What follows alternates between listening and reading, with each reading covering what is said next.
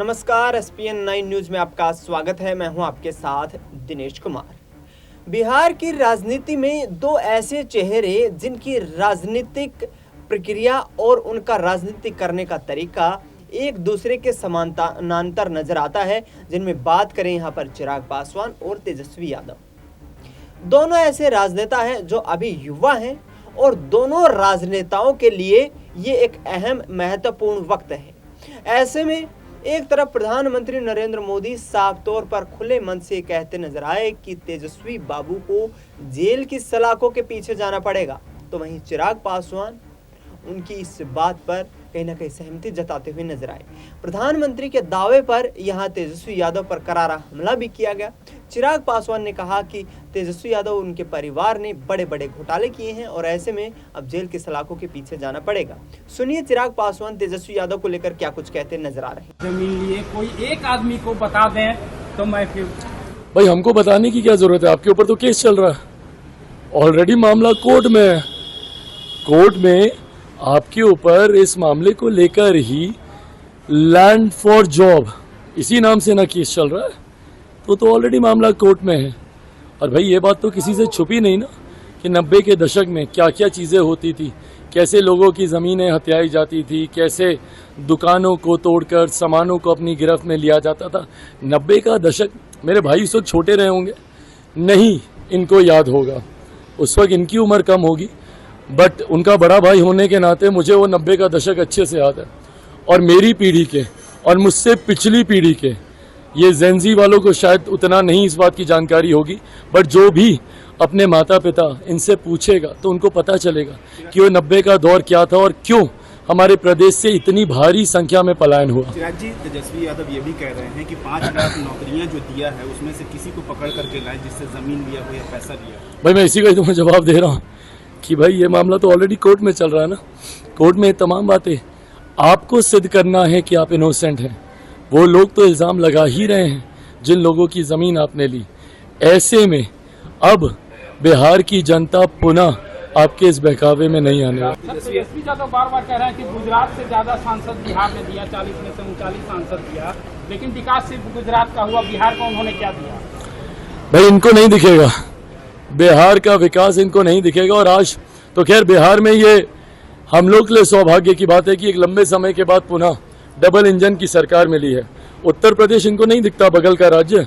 किस तरीके से उत्तर प्रदेश में मुख्यमंत्री जी के नेतृत्व में, योगी आदित्यनाथ जी के नेतृत्व में केंद्र और राज्य सरकार, एक सोच वाली सरकार विकास के कार्यों को धरातल पर उतार रही है। यही उत्तर प्रदेश जो इनके सहयोगियों के शासन में सिर्फ और सिर्फ अपराधियों को संरक्षण देने के लिए जाना जाता था, आज सिर्फ और सिर्फ अमन चैन शांति और विकास के कार्यों के लिए जाना जाता है। इसी तरीके से आज जब मुख्यमंत्री जी के नेतृत्व में बिहार में अब एनडीए की सरकार है, केंद्र में एनडीए की सरकार है, और ज़्यादा चिंता ना करेंगे, परिणाम आने के बाद उसके बाद बिहार में विधानसभा के भी चुनाव होंगे और इस बार बिहार के विधानसभा के चुनाव में पुनः एनडीए की सरकार बनेगी। दहाई का आंकड़ा, और लिख लीजिएगा इस बात को, दहाई का आंकड़ा राष्ट्रीय जनता दल पार नहीं कर पाएगा। एक आखिरी सवाल है सर, तेजस्वी यादव कह रहे हैं कि बिहार में ब्यूरोक्रेसी आ गई है, नीतीश कुमार को घेर लिया गया है, उनके हाथ में अब कुछ नहीं है, अफसर सुन नहीं रहे, जिस तरीके से टेम्परेचर बढ़ा। अफसरशाही इनके जमाने में कितनी हावी थी वो सब जानते हैं। आज की तारीख में बिहार में एनडीए की सरकार है जिसका नेतृत्व मेरे मुख्यमंत्री कर रहे हैं, तमाम घटक दल उसका समर्थन हम लोग कर रहे हैं। ऐसे में हर इस बात को सुनिश्चित किया जाएगा कि गरीब कल्याण से जुड़े हुए हर विषयों को प्राथमिकता देते हुए कहीं किसी तरीके की कठिनाई किसी को ना। ये वही मानसिकता है राजद की, अपराधीकरण की मानसिकता, जहां पे हल्की सी सुगबुगाहट ये लोग देते हैं। अब आप याद कीजिए, सारे चुनाव याद कीजिए, 2015 का भी याद कीजिए, उससे पहले का भी याद कीजिए, 2020 का भी याद कीजिए, 2024 का भी याद कीजिए। जैसे कहीं ये लोग सुगबुगाहट देते हैं ना, राजद राजद राजद आ जाएगा, इनके लोग अपराध पर उतर आते हैं। किस तरीके से कल उस छात्र की हत्या कर दी गई, किस तरीके से तमाम एनडीए के प्रत्याशियों के काफिले के ऊपर हमले किए जा रहे हैं। वीणा देवी जी, वैशाली की हमारी प्रत्याशी, उनके काफिले पे हमला किया गया, आरके सिंह साहब के काफिले पे हमला किया गया। ये वही अपराधीकरण की राजनीति है जिसके खिलाफ चिराग पासवान है, एनडीए सरकार है। और इसी गुंडा राज जिसको जंगल राज हम लोग कहते हैं, ये तो सुना आपने यहाँ पर चिराग पासवान को, जिन्होंने कहा है कि तेजस्वी यादव इस देश के ऐसे पहले नेता होंगे जो कि अपने राजनीतिक जीवन की शुरुआत में ही जेल की सलाखों के पीछे जाने वाले हैं। बिहार में लालू परिवार के शासनकाल में जंगल राज होता था। भारतीय जनता पार्टी और प्रधानमंत्री नरेंद्र मोदी की अगुवाई में सरकार बनने के बाद वो जंगल राज हमने खत्म किया है। इसके साथ साथ उन्होंने 400 सीटें जीतने का दावा भी किया है। कहा गया है कि यहाँ पर प्रधानमंत्री नरेंद्र मोदी की अगुवाई में ही एनडीए गठबंधन 400 से अधिक सीटें जीतकर देश में रिकॉर्ड बनाएगा। अब देखना ये होगा कि आखिरकार चिराग पासवान के इन दावों में कितना दम नजर आता है और क्या बिहार के लोग उनके इन तमाम चुनावी दावों के दम पर अपना यहाँ पर समर्थन उनको देते हुए नजर आते हैं। इस पूरे मामले पर तेजस्वी यादव ने भी करारा कटाक्ष किया है। चिराग पासवान को नौसिखिया राजनेता बता दिया है। उनका कहना है कि पिता की राजनीतिक विरासत को जो कि संभाल नहीं पा रहे हैं, आखिरकार बिहार को कैसे संभालेंगे। और तेजस्वी यादव ने कड़ा कटाक्ष करते हुए ईडी और सीबीआई की कार्रवाई को लेकर प्रधानमंत्री नरेंद्र मोदी को किस तरीके से कटघरे में खड़ा किया है, सुनिए जरा। देखो एजेंडा ही नहीं, इस पे क्या बोल रहे हैं? ये सब बेकार की बातें ये लोग करते रहते हैं। इस पे हमको कोई टिप्पा टिप्पणी नहीं करना है। असली मुद्दा बेरोजगारी का है, महंगाई का है, गरीबी का है। बिहार ने 40 में से 39 सांसद दिया इनको, गुजरात से भी ज्यादा सांसद दिया 10 सालों में। लेकिन बिहार को ठेंगा मिलेगा और गुजरात को सब कुछ मिलेगा, ऐसे नहीं होगा।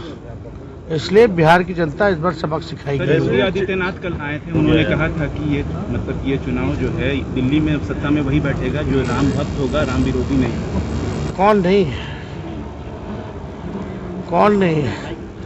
हम लोग तो दूरदर्शन से ही रामायण देखते रहे। हमारे घर में राम है, हमारे घर में मंदिर है, लेकिन राम राज्य के लिए बेहतर बेरोजगारी को दूर करना है, महंगाई को दूर करना है, गरीबी दूर करनी है। और राम का नाम लेने से नहीं चलेगा, राम के आदर्शों पर चलने का काम करना पड़ेगा। आप 1 करोड़ नौकरी की बात कर रहे थे तेजस्वी जी, और चिराग पासवान का कहना है क्या बिहार में इतना जमीन है? क्योंकि नौकरी देंगे तो वो जमीन लेंगे। आपको क्या बताएं, इस तरह की बातें कर रहे हैं वो। 5 लाख नौकरी दी है, एक वो लड़का ढूंढ के या एक वो कोई युवती को लेके आए जिसका जमीन हमने लिखवाया। 5 लाख नौकरी मिला ना भाई, नहीं है तो सुना आपने यहाँ पर तेजस्वी यादव और चिराग पासवान एक दूसरे पर जो वार पलटवार करते हुए नजर आ रहे हैं। बिहार की राजनीति इस वक्त सियासी महासंग्राम बनी हुई है और इससे सत्ता की लड़ाई के लिए राजनेता एक दूसरे पर तीखे प्रहार करते हुए नजर आ रहे हैं। इस बीच आपको बता दें कि 4 जून के बाद नीतीश कुमार और तेजस्वी यादव की सरकार फिर से बनाने के दावे यहाँ पर आरजेडी की तरफ से किए जा रहे हैं। तेजस्वी यादव ने कहा कि चाचा बीजेपी के साथ मिलकर के यहां सहज महसूस नहीं कर रहे हैं और लोकसभा चुनाव के बाद बिहार में एक और शपथ ग्रहण समारोह होने वाला है। क्या नीतीश कुमार वाकई में कोई बड़ा फेरबदल करने वाले हैं? क्या नीतीश कुमार वाकई में 4 जून के बाद बीजेपी का साथ छोड़ने वाले हैं? 2025 के बिहार विधानसभा चुनाव की पटकथा क्या अभी से नीतीश कुमार लिखना शुरू कर चुके हैं? क्या तेजस्वी यादव के साथ मिलकर ही जेडीयू के राजनीतिक भविष्य को आगे बढ़ाया जाएगा? पिछले 10 साल के उनके पार्टी के ग्राफ को देखा जाए तो लगातार जेडीयू कमजोर होती हुई नजर आई है। 2015 से लेकर 24 आने तक तेजस्वी यादव 2 बार बिहार के डिप्टी सीएम बने हैं और ऐसे में एक बार फिर से सरकार बनाने के दावे पेश कर रहे हैं। देखना ये होगा कि 2024 के लोकसभा चुनाव के बाद जो नीतीश कुमार प्रधानमंत्री नरेंद्र मोदी के रथ पर नाखुश नजर आए, क्या वाकई में वो पीएम मोदी को प्रधानमंत्री की कुर्सी पर नहीं देखना चाहते हैं? विपक्षी गठबंधन इंडिया के तमाम नेताओं की तरफ से ये भी कहना है कि नीतीश कुमार में राजनीतिक समझ होते हुए भी उन्होंने जो गलत फैसला किया वो उन्हें राजनीतिक रूप से हाशिए पर लेकर आया है, क्योंकि वह प्रधानमंत्री के चेहरे के रूप में सबसे अधिक चर्चित थे और इंडिया गठबंधन के तमाम सहयोगी दल उन्हें प्रधानमंत्री के चेहरे के रूप में इस्तेमाल भी करना चाहते थे, लेकिन ऐसा होता हुआ प्रतीत नहीं हुआ। और अब 2024 के लोकसभा चुनाव में देखा जाए तो जेडीयू बीजेपी से कम सीटों पर चुनाव लड़ रही है। यहां से यदि बेहतर नतीजे नहीं आ पाते हैं तो नीतीश कुमार कोई बड़ा फैसला लेंगे। फिलहाल इस खास कार्यक्रम में इतना ही। देश दुनिया की तमाम बड़ी खबरों के लिए आप देखते रहिए SPN 9 न्यूज।